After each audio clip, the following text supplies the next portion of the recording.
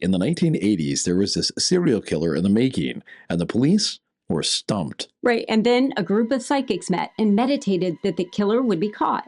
And just 2 days later, the killer called the police and gave himself away. Welcome to Velarcana. Here, we share mysteries that often defy explanation. I research the cases, and my husband tells the stories. And this one begins just as high schooler Amie Hoffman was waking up on her very last day.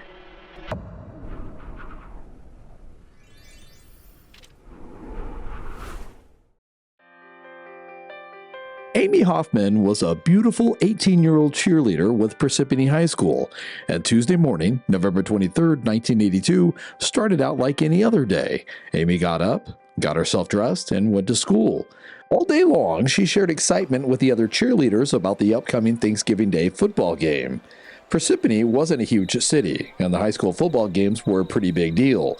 And the Thanksgiving Day game? Well, that was the biggest of the year. After school, the cheerleaders all had practice, and when they finished in the locker room, all the girls were pretty jazzed. They felt like they were ready for the big game. Amie had to go to work directly from practice. She worked at a fashion store, and she always dressed the part, and her coworkers always thought that she wore just the cutest little outfits. Today, she was in a purple short-sleeve sweater, a plaid skirt, and cowboy boots. And one of the cheerleaders actually recalled later that she thought that Amie's outfit was just so cute. The store that Amie worked at was located in the newly built Morris County Mall, and interestingly enough, it was called the Surprise Store. Well, Amie got to work and everything was fine. And as she was working inside the store, just after the sun went down, there was no way that she could have known that the arbiter of her fate was right outside. A couple of mall employees noticed a suspicious-looking light green Chevy slowly cruising through the mall parking lot. They couldn't really get a good look at the driver, but the car was an early 1970s model with 3 taillights on each side, and they could tell that it had been in a couple of fender benders because both the passenger side door and the driver's side door had a few dings. Well, as Amie was working inside, this car was slowly cruising outside through the mall parking lot, weaving its way around the stores as if it were looking for someone. And then, perhaps noticing that it was being watched, it quickly sped away. But a short time later, it returned, and this time, it drove around to the backside of the mall where the employees usually parked. After a bit, the witnesses lost sight of it, and they just assumed that it had gone. Well, unfortunately for Amie, it hadn't, and a little while later, when Amie's shift ended, she organized her things, closed up the store, and then walked out into the very dimly lighted back parking lot. At first, she thought that her car was the only one out there, and she started walking toward it. But as she approached it, she could see that just on the other side of her car, there was another one. Well, we can't know for sure, but we can guess. That must have been just a little bit hair-raising, right? I mean, all of the other employees were gone, and all of the mall shops were closed. Well, she kept walking. She got to her car, got inside, and put the key into the ignition, and then someone ambushed her. There was a momentary struggle, and then this perpetrator got Amie from her car into his and then drove off. A couple of hours later, when she failed to return home, her mother went out to the mall looking for her. Well, she found Amie's car sitting alone in the mall parking lot. The driver's side door was open. Amie's keys were in the ignition, and her pocketbook was eerily sitting on the passenger seat. This, of course, was a mother's worst nightmare. Well, she immediately called the police, and they arrived right away. They blocked off the area, and they started looking for clues, but they didn't find any. The police dog did, however, follow Amie's ascent from her car into a nearby stall. At this point, Amie could have been anywhere. Well, the very next day, a local psychic named Nancy Weber got a phone call. This woman called me, who I had met maybe a year before at a party, calls me out of the blue and tells me her daughter's best friend is missing, Amie Hoffman. And I immediately had a vision in my mind of a girl lying there with dark hair, very sweet, pretty, all bloody, all knifed up, and knew she was raped and tortured. Well, time passed, and then on Thanksgiving Day, the day of the big game, a couple who were out walking their dog came across the body of a young lady face down in shallow water. She was wearing a purple sweater, plaid skirt, and cowboy boots. It was, of course, the body of Amie Hoffman. Well, the area quickly became a crime scene, and the police deduced that after she had been abducted from the mall, the killer took her here to this secluded area, forced her out of the car and into the woods, where he proceeded to rape her at knife point. Aime was brutally murdered. First, he had sex with her, and then he just cut her and slashed her body. And then after she died, he continued to slash the body even more. Even though the crime scene was horrific, the killer didn't leave many clues here either, and the cops still had very little to go on. Well, the next day, the newspaper printed a story about Amie Hoffman, and psychic Nancy Weber was confused. The next day, the newspaper showed Amie Hoffman was found at a reservoir, and she was fully clothed, and death undetermined cause, because there were no marks on her, nothing. I'm going, what are they talking about? They're crazy. Interestingly, just as Nancy was mulling this over, there was a knock at her door. We would often, a lot of the guys on the police department, we all knew Nancy very well, and we would often stop by her house just for a cup of coffee and to shoot the breeze. And on this particular day, I stopped by Nancy's house and for the coffee, and we started with normal chit chat. And then she said to me, she says, "No, why are they lying about Amie?" I said, "What do you mean?" This report on Amie Hoffman, I don't get. She was raped and tortured, and she was thrown into a reservoir. So they say fully clothed and no marks on her. They don't know cause of death. And I'm going, who's kidding who? He said, I have no clue. At that point, none of us knew that she had been. So I don't even think the lead investigators knew at that time, because they hadn't completed their post-mortem examinations on her and hadn't gotten any test results back from the labs or anything. But at the time, they were saying that she had not been sexually assaulted. And I let it go at that and finished my coffee and went on my way. Well, the investigation continued, but without many leads, the case just kind of stagnated for a minute. But then the police started doing interviews, and they interviewed the cheerleaders. And when they did, they found out that during the weeks leading up to Amie's murder, the cheerleaders were all getting these obscene phone calls. The calls would come in to a payphone that was just outside of the school gymnasium where the girls would practice. The phone would ring, and when one of the girls would answer, a male voice would ask inappropriate questions like, "What are you wearing?" and "Do you like to kiss?" And he also seemed to know intimate information about the girls, as if he knew them personally, and at times he would even ask for a girl by name. Before the murder, the girls just thought that these phone calls were coming in from a harmless pervert, and they would listen for a bit, maybe laugh and giggle, and then hang up. But now, after Amie's murder, well, all the cheerleaders were understandably terrified. The police, not knowing if this guy was targeting cheerleaders, all told him to stop wearing their Letterman's jacket and to give no indication that they were cheerleaders. Well, the phone calls were investigated, and it turned out that the person who was making them was a young, socially awkward assistant coach who had a cheerleader fetish. And although he shouldn't have been making those phone calls, he had absolutely nothing to do with the murder. So, after ruling him out, the police found themselves back at square one with no leads. But then, on December 5th, 1982, a truck driver who had just pulled over to the side of the road to get some sleep heard a banging on his door. And when he opened it, well, he saw a naked, bloodied woman begging for help.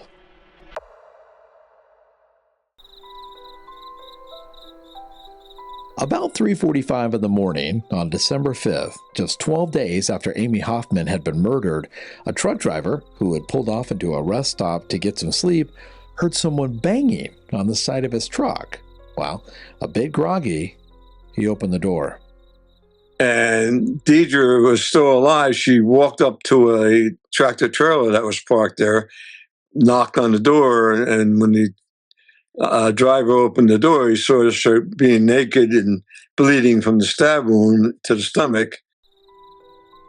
The woman was terrified, and she was completely covered in blood, and she just kept saying, "He stabbed me, he stabbed me." Well, the truck driver, of course, was completely blown away. He instantly jumped into action, wrapped his sleeping bag around her, and then called for help. And as she was laying there, literally dying in his arms, coughing out blood, she told him that her name was Deirdre O'Brien, and she said that she could feel the life inside of her as it was ebbing away. But she wanted to tell this man all she could about the person who had done this to her, and she described this guy in pretty good detail. Well, before long, she turned cold and then stopped talking. So over his CB radio, he called for help, and then he tried to comfort her, but she passed away in his arms while they were waiting for medical aid. A couple of hours earlier, before this call came in from the truck driver, police had found an abandoned car sitting in the grass on the side of the road. And just like with Amie Hoffman, the driver had suddenly been snatched away. The lights were on, the key was in the ignition, and a pocketbook was sitting eerily on the passenger's seat. Inside the pocketbook was the identification of Deirdre O'Brien, who of course was the young lady who ended up at that truck stop. Now the police knew that they were dealing with a serial killer. But he wasn't just targeting cheerleaders. Deirdre was 25, and she was out of school, so all young women were in danger. There was some good news, though. When the perpetrator ran Deirdre off the road, his car left tire tracks in the mud. So the clues were building. Everyone was looking for a light green 1970-style Chevy with damage to both sides of the car, unique taillights, and now these tire treads that match the ones here found at this second crime scene. Now, mind you, at this point, none of this was public knowledge. Only police officers on the case had this information. But still, nobody had a clue who the killer was. Well, there was this big meeting between police departments where a large task force was created to look for this killer.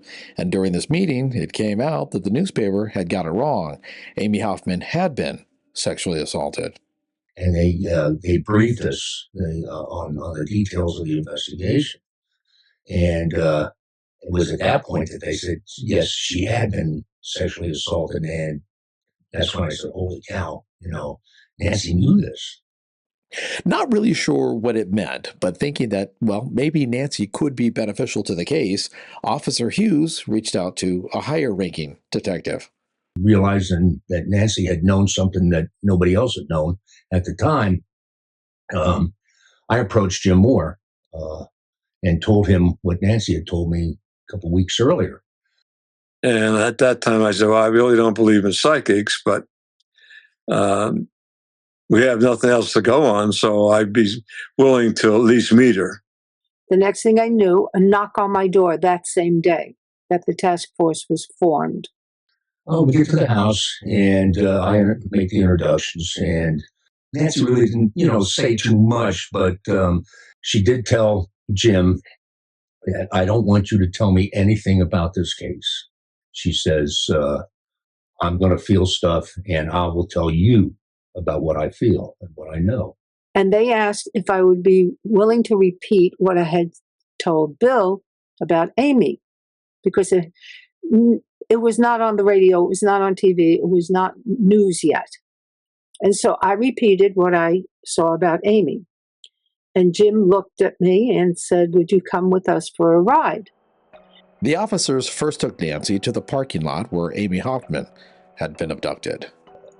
We went to that, and we didn't tell her anything. We just drove around the parking lot, and she took us directly to the parking spot where Amy's car was found and had been left behind.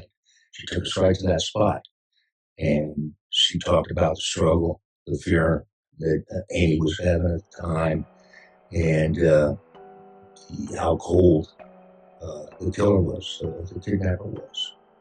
The three of them spent quite a few minutes here in this parking lot, while Nancy apparently felt just the empty cold-heartedness of this killer. And according to the officers, it was pretty intense. But it was nothing compared to what Nancy would experience at the next stop. After spending some time here in the parking lot where Aime had been abducted, they all got into the car and then they headed toward the area where Aime had been murdered. And along the way, Nancy started getting impressions from the universe. In the car, it was like, think of a puzzle and you drop the puzzle out of the box. That's how things came to me. Little pieces here and there, and then they form more information for me. He first lived here, then he went to Florida. And, oh my God, he murdered somebody in Florida and went to prison and murdered his cellmate. The one thing that I found particularly impressive was that out of the thousands of names that are possible, Nancy was able to pick the perpetrator's name out of thin air. And in between finding out he was in Florida, his name is James. Okay. His name is James something itch. He's Polish. It's a Polish name. I can't get it. I don't know how to get it. Nancy did know his name was James. She knew it was James, and she knew his name started with a K. Another impressive thing was Nancy knew how to get to the crime scene, and not just to the big open area where this took place at, but the specific location where the murder took place. And that information hadn't been released to the public yet. Yeah, she kind of knew the directions. Turn here, turn there. We went up to the reservoir, and she got out of the car and she walked around, wasn't saying too much. And she pointed to the corner of the reservoir where Amy's body was found. And she described the brutality of it, how she was cut up really, really bad. And she was visibly shaken. You could see that Nancy was shaken because it appeared that she was feeling what Aime was feeling at the time. After that, they took Nancy to the rest area where Deirdre O'Brien had died, and she described what happened there as well. Well, to make a long story short, Nancy got emotionally connected to these victims, and she believed that the police weren't moving fast enough, and if not stopped, this guy was going to kill again. So Nancy took matters into her own hands, and one rainy night, she met with 4 other psychics. They all held hands, and they spoke to the universe as if it were a person, with intention. We need you to know that the person I believe is the serial killer, James something itch, cannot cause any more harm to anybody. You need to stop him and return the pain to him instead of his giving it out any longer. It needs to be finished. Thank you. And that was it. And then we all sat there quietly. On Sunday, January 16, 1983, the police got a phone call from a man who claimed that he had been stabbed. The man's name was James Gerald Kadadich. Well, emergency services were sent out to his home, and a police officer took a statement. But in the process, the police officer noticed the man's car, and it matched the description the police had of the perpetrator's car. So they checked the tire treads, and of course they were an exact match. Well, Kadadich was arrested, and many of the officers on the case got a phone call Sunday morning. So Sunday morning, I got a call from the sheriff's department letting me know that they had arrested Kadadich. I called Nancy and I said, Nancy, what'd you do? I said, what do you mean, what did I do? He said, James Kadadich. That's his name, I shouted. I was so relieved. I said, yeah? He said, he was picked up. Well, of course, the police put cuffs on him and they took him in that very day. So the big question is, who stabbed him, right? Well, that's the interesting part, because even though she lived miles away and couldn't possibly have done it, Kadadich described his stabber as being somebody who looked remarkably similar to Nancy Weber. And he claims that some brown-haired woman with long hair, fairly long, stabbed him in the back. Kadadich was charged and he was ultimately convicted, and of course he was taken off the streets so he couldn't hurt anybody else. So, what exactly happened with this case? Was it luck? Coincidence? Maybe, but that would be quite a bit of coincidence, don't you think? In any case, the detectives involved, they didn't believe that it was luck. But yet, it turned out that all her information was spot on. But like I say, as far as Nancy goes, I kept notes and I had them for years. And everything that Nancy told me about Kadadich was exactly true.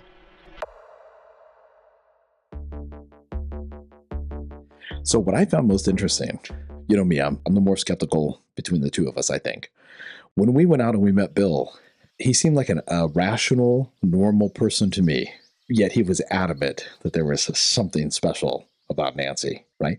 Mm-hmm. Yeah, I agree. Something, kind of piggyback off of that is when both of the officers that we talked to discussed how Nancy was at the scenes, right? She'd never been at the scene, and yet she was able to, Bill said it's like you could tell she was feeling the pain of Aime, and that almost made me cry because I thought, here's this woman, right, just trying to help out, and can you imagine? She's so brave. Yeah. She's going to go into this situation where she's going to be in terrible pain, Yeah. just to try to help these families and try to catch a killer. Yeah. So that to me was the most fascinating part. Yeah. About this. And there's something else I wrote in my notebook. So Bill was talking to us about having Nancy in the backseat of the car. It was Bill and another police officer. And I'm not sure what crime scene they were driving to or from. But he said all of a sudden he hears Nancy in the backseat say, "And you'll never know." And we're on Route 46. I'll never forget it. We just come underneath Route 80. And she leans forward and she taps Ernie on the shoulder. And she says, "You'll never know." We get back to the station and I asked Ernie, "What was that all about?" He says, "I was just thinking about what it would be like to get her in the rack."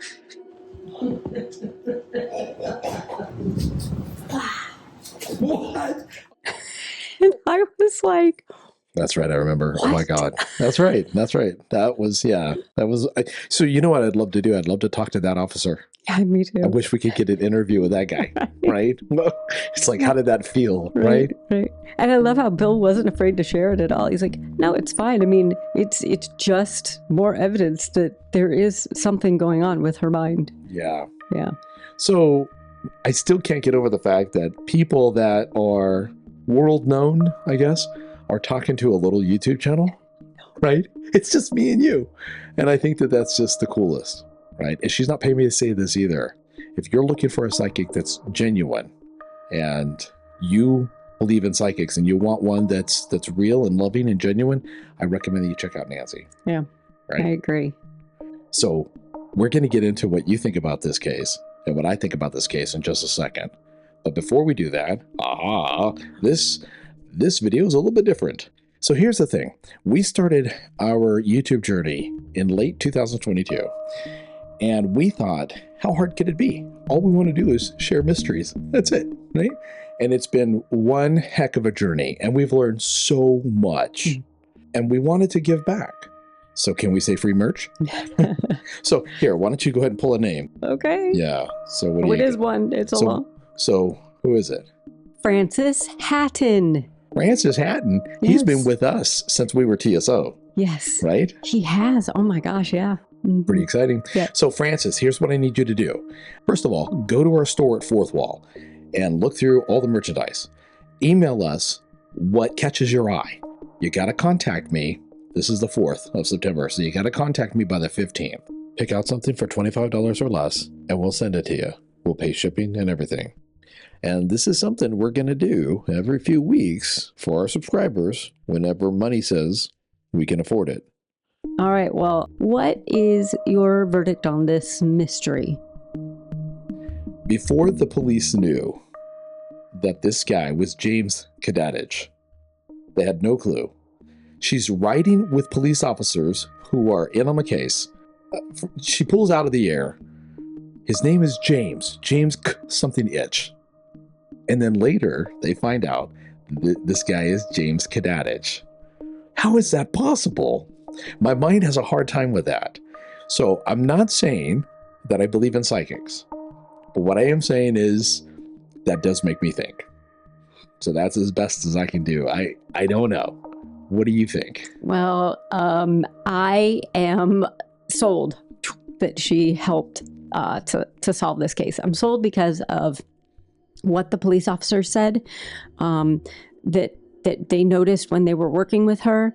Also because when Jim Moore called and said, Nancy, what did you do? Yeah. I got chills up my spine because he was just telling us this. Yeah. You know, we didn't prompt anything. No, none of this I is had not prompted. read anything about that. We were just talking about the case. And when he said that, I got chills up my spine. I thought, wow, here's Nancy saying, well, we got together and we petitioned the universe for this specific thing. And then the next day she gets a call and says, you know, what'd you do? Because he was stabbed. And we've got him in custody. Yeah. So that's my verdict. You know, and this case really does remind me of a case that we did on reports of paranormal events, or wrote. So that case was another psychic, Noreen Rainier. The way she helps police is quite intriguing, I think. So we'll leave a link to it for sure. Yeah, it's somewhere on this page right now. Yeah. Right. All right. Thanks, guys. Thank you.